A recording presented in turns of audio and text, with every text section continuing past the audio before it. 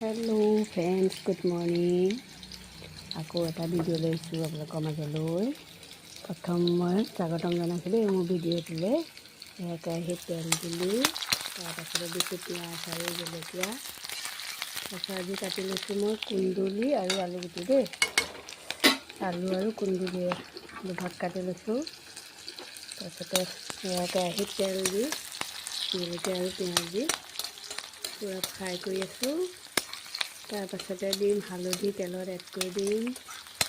আজি মই বগাখনত বনাইছোঁ দেই, ক'লাখন লেতেৰা হৈ আছে, কিন্তু মই বনাই ভাল পাওঁ ক'লাখন মোৰ বহুত ভাল লাগে, লাগি মেলি নধৰে। এতিয়া মই হালধি দি দিছোঁ, এড কৰিছোঁ।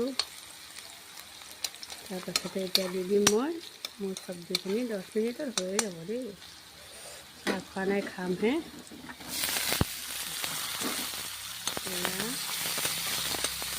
চব্জি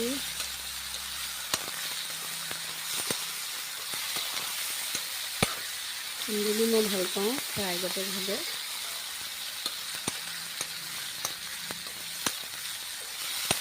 কালি 15 আগষ্ট বন্ধ আছিলে ঘৰত, ভাল লাগিলে থাকি।